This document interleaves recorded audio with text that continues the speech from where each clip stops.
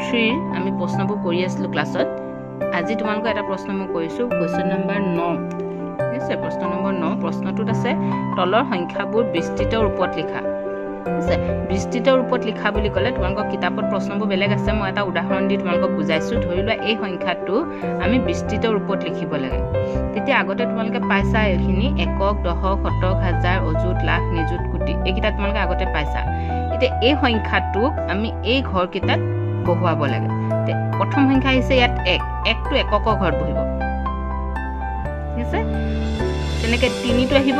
একক দশক শতক এনেকৈ আহি থাকিব ঠিক আছে এতিয়া তোমালোকৰ বিস্তৃত ৰূপত লিখা বুলি যেতিয়া ক'ব তোমালোকে কি কৰিব লাগিব এককৰ ঘৰত যিটো সংখ্যা আছে তাৰ লগত 1 পূৰণ কৰিব লাগিব ইনটু 1 তেনেকে দশকৰ লগত যিটো সংখ্যা আছে দশকৰ ঘৰত তাৰ লগত আমি 10 ইনটু কৰিম দশক মানে 10 তেনেকে শতকৰ ঘৰত যিটো সংখ্যা আছে তাৰ লগত আমি 100 ইনটু কৰিব লাগিব শতক মানে 100 হাজাৰৰ ঘৰত যিটো সংখ্যা থাকিব তাক 1000 দি ইনটু কৰিব লাগিব অযুতৰ ঘৰত আমি 1 অযুতেৰে ইনটু কৰিম তেনেকে লাখৰ ঘৰতো আমি ইনটু কৰিব লাগিব 1 লাখেৰে নিযুতৰ ঘৰত আমি 1 নিযুতেৰে ইনটু কৰিব লাগিব আৰু কোটিৰ ঘৰত 1 কোটি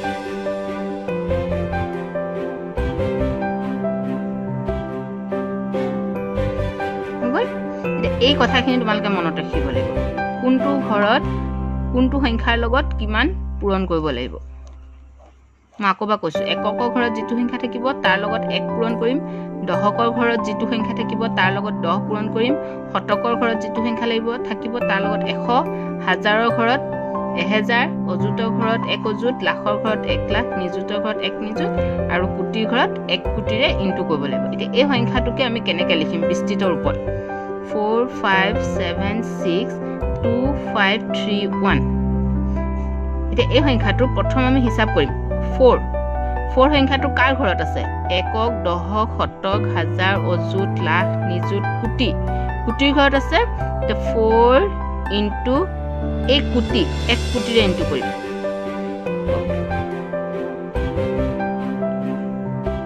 ইয়াত যিটো 1 কোটি আছে এই সংখ্যাটোকে আমি ইয়াত ইনটু কৰিলো 4 তাৰপিছত আমি প্লাস চিহ্ন এটা দিব লাগিব তাৰপিছত আছে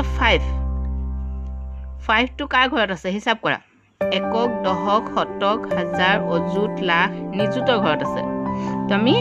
1 নিযুত দি ইনটু কৰিম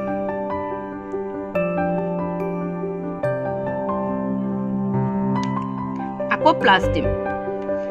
তাৰপিছত আহিলে 7 টো কাৰ ঘৰত আছে একক দশক শতক হাজাৰ অযুত লাখ লাখৰ ঘৰত আছে তো লাখৰ ঘৰত হোৱাৰ লগে লগে আমি 7ক 1 লাখেৰে ইনটু কৰিম নেক্সট আছে 6 একক দশক শতক হাজাৰ অযুত 6 টো অযুতৰ ঘৰত তাকো প্লাস চিন দি 6 পূৰণ 1 অযুত এফালে নুজুৰে মই তলত লিখিছো আকৌ প্লাস 6 পিছত কি আহিলে 2 টো কাৰ ঘৰত আছে হিসাব কৰা একক দশক শতক হাজাৰ তো 2 টো হাজাৰৰ ঘৰত আছে 2 পূৰণ 1000 নেকি ইয়াত হাজাৰৰ ঘৰত হলে 1000 দি ইনটু কৰিছো তেকে হাজাৰৰ ঘৰত 2 আছে তো 2 আমি 1000 দি পূৰণ কৰিলো আকৌ যোগ 2 পিছত কি আহিলে 5 টো কিহৰ ঘৰত আছে একক দশক শতক তো 5 শতকৰ ঘৰত হলে কি দি ইনটু কৰো আমি ইনটু 100 পূৰণ 100 তো পূৰণ 100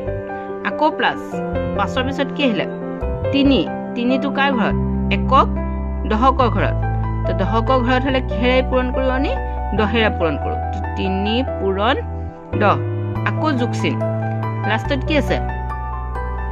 1 টো কাৰ ঘৰত আছে এককৰ ঘৰত হলে কি ইনটু কৰো 1 ইনটু কৰো 1 পূৰণ 1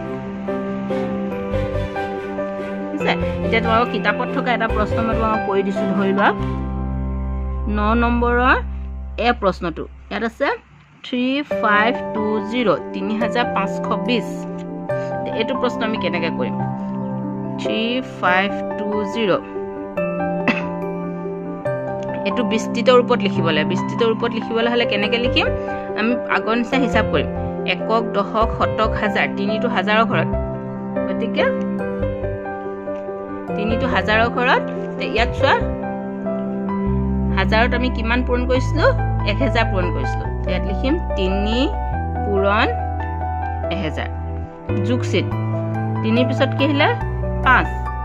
5টো কাৰ ঘৰত আছে একক দশক শতক শতকৰ ঘৰত আমি কি পূৰণ কৰো শতকৰ ঘৰত 100 পূৰণ কৰো তো 5 পূৰণ 100 আকৌ যোগচিন মাজে মাজে যোগচিনটো থাকিব লাগিব তে প্ৰতিটো সংখ্যাৰ পিছত যোগচিন লাগিব 2 টো কাৰ ঘৰত একক দশক 2 পূৰণ দশকৰ ঘৰত কি পূৰণ কৰো আমি 10 পূৰণ কৰো তো এখানে ইয়াত আমি 10 পূৰণ কৰিলো যোগ 2 পিছত কি হিলা 0 টো কাৰ ঘৰত এককৰ ঘৰত তো এককৰ ঘৰত আমি কি পূৰণ কৰো